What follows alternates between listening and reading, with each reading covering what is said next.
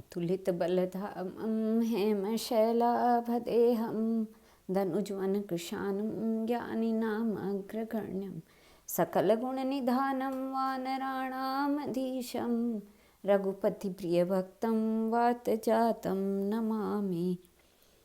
सर्वप्रथम सर्वसमर्थ भगवान श्री राम ने लंका में पहुंचने का मार्ग मांगने के लिए 3 दिनों तक समुद्र से प्रार्थना की, किंतु मूढ़ जल निधि पर विनय का कोई प्रभाव न पड़ते देखकर वे कुपित हो गए। उनके विशाल नेत्रों में लालिमा छा गई और उन्होंने ब्रह्मदंड के समान भयंकर बाण को अभिमंत्रित करके अपने श्रेष्ठ धनुष पर चढ़ाकर खींचते हुए कहा, आज समस्त प्राणी रघुकुलोद्भव राम का पराक्रम देख ले। मैं समुद्र को अभी सुखा देता हूँ, फिर हमारे कोटि कोटि वीर बानर भालू पैदल ही इसे पार कर जाएंगे। अचिंत्य शक्ति संपन्न महाबाहु श्री राम के धनुष की प्रतंचा खींचते ही पृथ्वी कांपने लगी, पर्वत डगमगाने लगे और सूर्यदेव की उपस्थिति में ही आकाश और 10 दिशाओं में अंधकार फैल गया। अंतरिक्ष से कर्कश ध्वनि के साथ वज्रपात होने लगे। समुद्र क्षुब्ध हो उठा और वह भय से कारण मर्यादा त्याग कर अपने तट से 1 योजन आगे बढ़ाया।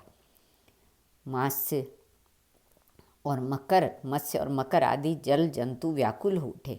जब स्वर्ण निर्मित आभूषण धारण किए हुए स्निग्ध वैदुर्य मणि के समान दिव्य श्याम रूपधारी समुद्र हाथों में अपने ही अंतस्थल में स्थित दिव्य रत्नों का उपहार लिए सीतापति श्री राम के सम्मुख उपस्थित हुआ। सागर ने अपरिमित शक्ति संपन्न प्रभु के चरणों में अनुपम उपहार रखकर उन्हें साष्टांग प्रणाम किया। फिर उसने अत्यंत विनयपूर्वक स्तुति करते हुए कहा, प्रभु, सृष्टि रचना के समय आपने ही मुझे जड़ बनाया था, अतः मेरी जड़ता पर दृष्टि न डालकर कृपापूर्वक मुझे क्षमा प्रदान करें। आपकी सेना में समस्त शिल्पकला में निपुण नल और नील 2 बानर बंधु हैं। ऋषियों के आशीर्वाद से इनके स्पर्श कर लेने से बड़े बड़े पर्वत भी आपके प्रताप से जल में तैरने लगेंगे।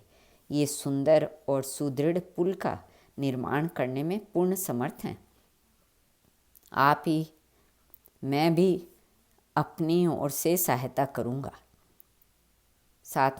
मैं अपनी ओर से सहायता करूँगा। इस प्रकार मेरी मर्यादा तो सुरक्षित रहेगी ही। सब लोग अंतकाल तक आपकी संसार मलापहारिणी कीर्ति का गान करते रहेंगे। भगवान श्री राम ने समुद्र के कथनानुसार अपना अमोघ बाण द्रुमकुल्य नामक देश की ओर छोड़ दिया। वह बाण एक क्षण में ही वहाँ सर्वनाश करके पूर्णतः उनके तुणीर में लौट आया। प्रभु ने सेतु निर्माण की आज्ञा दी। जय श्री राम और जय श्री लक्ष्मण का उच्च घोष आकाश में व्याप्त हो गया। उस समय हनुमान जी के उत्साह की सीमा न थी। वे स्वयं तो वृक्षों और पर्वतों को ललकार ला कर नल नील को देते तथा उनके संकेत पर समुद्र में डालते ही अत्यंत चंचल बानरों से भी संयम और उत्साहपूर्वक यही कार्य कराते। हनुमान जी के संग उनकी दक्षता, उनके श्रम, उत्साह तथा प्रोत्साहन से समस्त बानर भालू उछलते कूदते हुए जाते और शीघ्रतापूर्वक वृक्षों एवं पर्वतों को ले आते। श्री पवन कुमार की अध्यक्षता में उनके प्रोत्साहन से बानरों ने बड़ा परिश्रम किया। नल और नील ने भी अथक श्रम करके पहले ही दिन 14 योजन लंबा और 10 योजन चौड़ा पुल तैयार कर दिया।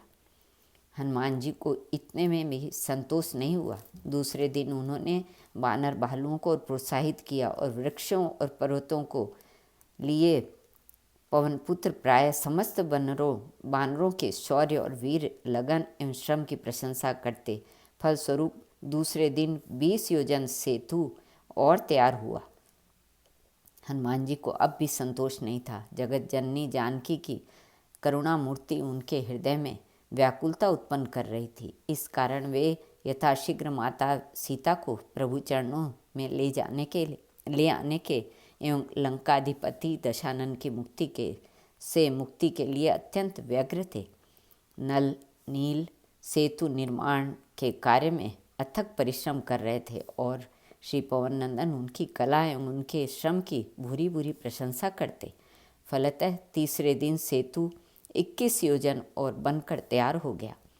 पर श्री अंजनानंदन वर्धन पूर्ण संतुष्ट नहीं हुए। वे वनों और पर्वतों में इतनी शीघ्रता से जाते और बानरों, भालुओं और नल नील आदि के यहाँ इतनी त्वरित गति से पहुँचते कि सभी भालू बानर समझते कि मारुत सुत मेरे ही पास हैं। इस कारण चौथे दिन 1 योजन और अधिक 22 योजन पुल निर्मित हो गया। बुद्धि, तेज, शक्ति एवं पराक्रम के सजीव विग्रह हनुमान जी ने बानरों को प्रोत्साहित करते हुए कहा, परम भाग्यवान बानर भालुओं, निश्चय ही तुम्हारा सौभाग्य है कि तुम जगन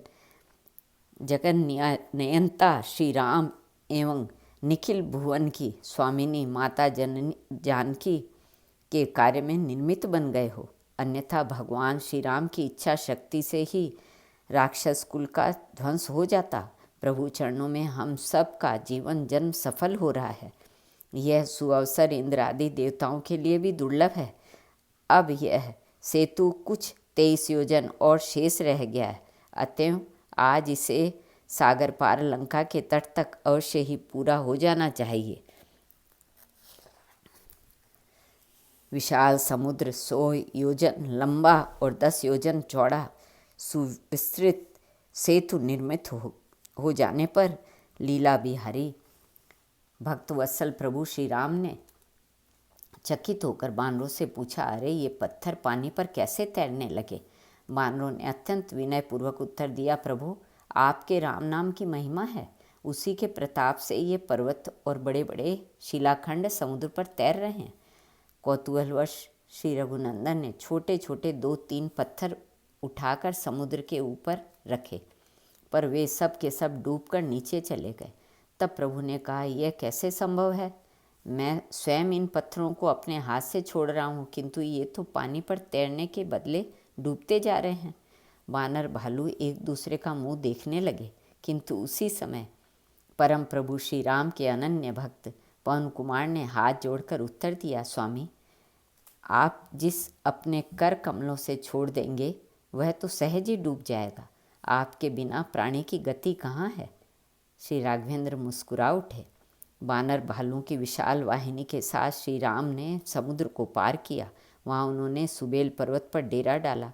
एक ऊंचे सुंदर एवं समतल शिखर सुमित्रा नंदन ने वृक्षों के कोमल पत्ते और सुंदर सुमनों को सजाया और फिर उसके ऊपर एक सुंदर मृगशाला बिछा दी।